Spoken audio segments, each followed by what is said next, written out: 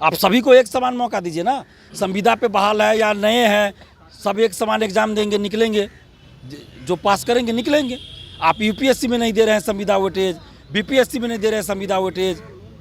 दरोगा बहाली पर आरोप लगाने के लिए जो है छात्र नेता दिलीप कुमार ने साफ तौर पर आज जो है बताएंगे। लेकिन आपको बता दें कि जिस तरह से जो है दिलीप कुमार ने शुरू से ही जो है इन्होंने आरोप लगाता है। क्या लग रहा है कि दरोगा बहाली पर आपने भी आरोप लगाया? क्या है? देखिए, दरोगा बहाली बिहार में जो हो रही है पिछले कई वर्षों से, खास के जब से बीपीएससी बना है, तो कोई पारदर्शिता नहीं है और धांधली सेटिंग, पेपर लीक का आरोप लगते रहा है। अभी जो 2-3 दिन पहले रिजल्ट आया, उसमें क्या हुआ है कि सिर्फ रिजल्ट का जो है पीडीएफ, रोल नंबर का पीडीएफ जारी किया गया है, मार्क्स नहीं जारी किया गया है किसी भी अभ्यर्थी का, आंसर की जारी नहीं किया गया। तो आखिर आप किस तरह का रिजल्ट दे रहे हैं? सिर्फ आप रोल नंबर का पीडीएफ जारी कर रहे हैं। कई अभ्यर्थी हमें फ़ोन करके बता रहे हैं कि कट ऑफ से ज़्यादा मार्क्स है उनका, फिर भी सिलेक्शन नहीं हुआ। कई अभ्यर्थी बता रहे हैं कि लगातार 10,000 रोल नंबर के बीच कोई भी पास नहीं किया है। ऐसा कैसे हो सकता है, जबकि ये पीटी का रिजल्ट है, फाइनल रिजल्ट नहीं है। और दरोगा बहाली, सिपाही बहाली, बीएसएससी को इसमें कोई पारदर्शिता नहीं है। हम ये मांग कर रहे हैं कि दरोगा, सिपाही बहाली, बीएसएससी में परीक्षा समाप्ति के बाद ओएमआर शीट की कार्बन कॉपी और क्वेश्चन बुकलेट परीक्षार्थियों को दिया जाए। परीक्षा समाप्ति के 10 दिन 15 दिन के अंदर आंसर की जारी हो। अभ्यर्थियों को पता होना चाहिए किस क्वेश्चन का कौन सा आंसर सही है। जब रिजल्ट आता है तो कटअप और सभी का मार्क्स जारी होना चाहिए। अभ्यर्थियों को पता हो कि इसको कितना मार्क्स है। बीएसएससी द्वितीय इंटर स्तरीय का विज्ञापन 2023 सितंबर में आया। 2.5 साल से अधिक समय बीत रहा है, अभी तक परीक्षा की तिथि घोषित नहीं हुई। बीएसएससी सीजीएल 4 पिछले साल वैकेंसी आई, अभी तक परीक्षा की तिथि घोषित नहीं हुई।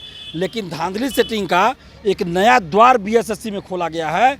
संविदा वेटेज 25 अंक संविदा वाले को एक्स्ट्रा दिया जाएगा। मतलब पहले पैसा लेके अपने लोगों को बहाल कर लो और उसके बाद नई वैकेंसी में 25 अंक उसको एक्स्ट्रा दे दो, तो नए लोगों को तो नौकरी ही नहीं होना है। तो इससे अच्छा आपने वैकेंसी क्यों निकाला? जो संविदा पे है उसी से पैसा लेके डायरेक्ट नौकरी दे देते। यूपीएससी में ऐसा नहीं होता, बीपीएससी में नहीं होता, अन्य जगह नहीं होता, तो फिर यहाँ पे बीएसएससी में क्यों? और इसीलिए बार बार बीएसएससी का लिंक रीओपन किया जा रहा है द्वितीय इंटर स्तरीय का, कि संविदा वाले कुछ बच गए हैं तो फिर से फॉर्म भर लीजिए, छूटिए नहीं, पैसा दीजिए, नौकरी देंगे।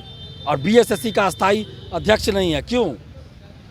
अमरेंद्र कुमार को क्यों बीएसएससी का फिर से मेंबर बनाया गया? पहले वो बीपीएससी के परीक्षा नियंत्रक थे, पेपर लीक हुआ था, हम लोगों ने उनको वहाँ से हटवाया आंदोलन करके, और अब उनको बना दिया गया बीएसएससी का मेंबर। जो आदमी पे आरोप लगा जिस पर, उसको आप बीएसएससी का मेंबर बना दिए, और बीएसएससी का कोई अस्थाई अध्यक्ष नहीं है।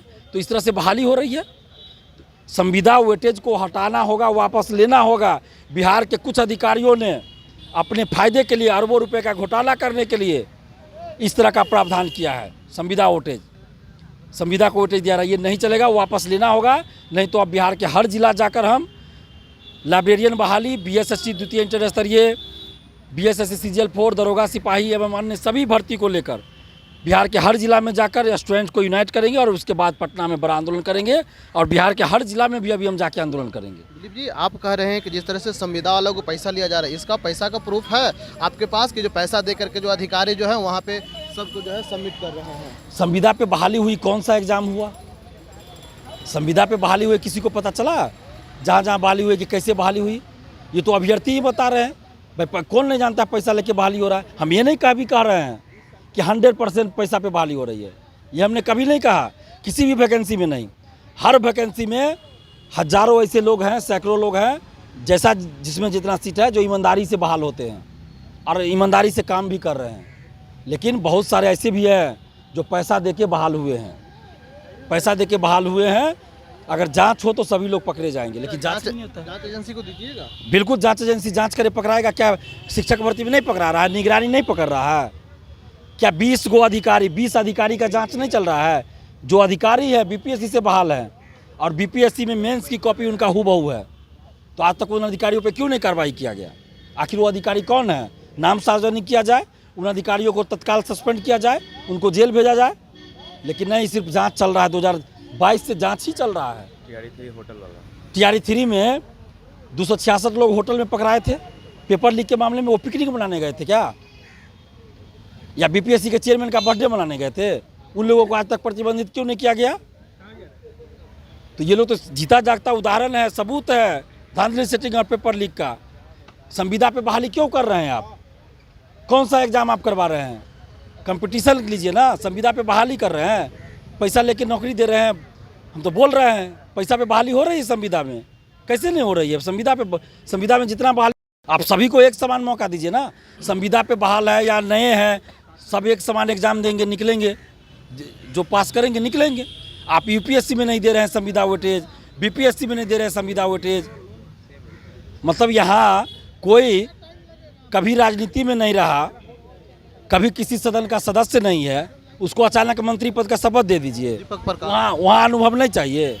वहाँ भी तो देखिए, तो वहाँ संविदा वेटेज नहीं दीजिएगा?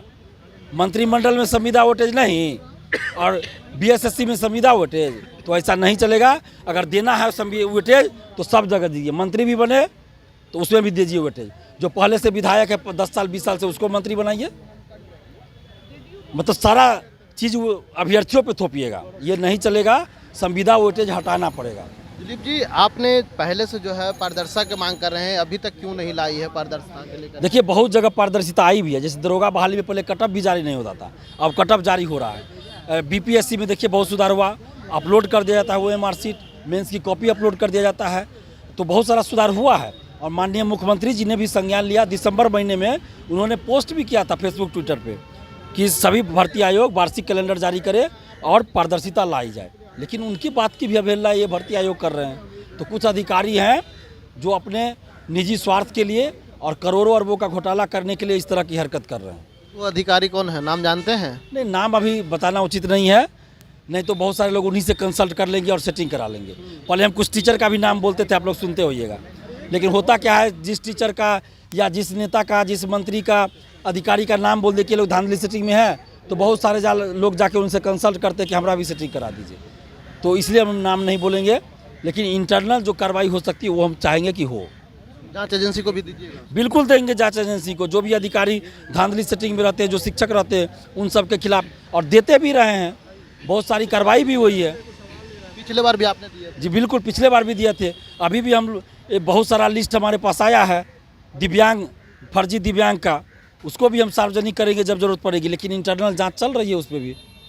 ये थे छात्र नेता दिलीप कुमार ने साफ तौर पर कह दिया कि देखिए, हमने पारदर्शिता के शुरू से मांग की है, लेकिन जो है कुछ अधिकारी अपने स्वार्थ के लिए नहीं कर रहे। यानी कि बिहार के मुख्यमंत्री नीतीश कुमार की बात को जो है अवहेलना जो है यहाँ के जो अधिकारी हैं वो कर रहे हैं। लेकिन देखना होगा जिस तरह से जो है कई शिक्षक जो हैं और शिक्षिका भी हैं, उन्होंने जो है फर्जी सर्टिफिकेट लगा करके जो है अपनी नौकरी कर रहे हैं, उस पर भी जो है जांच चल रही है। अगर समय आएगा तो उसका भी जांच का भी जो है हमने जो है सबूत जांच एजेंसी को देंगे। इंशाल्लाह। लाइव के लिए पटना से ब्रजेश कुमार।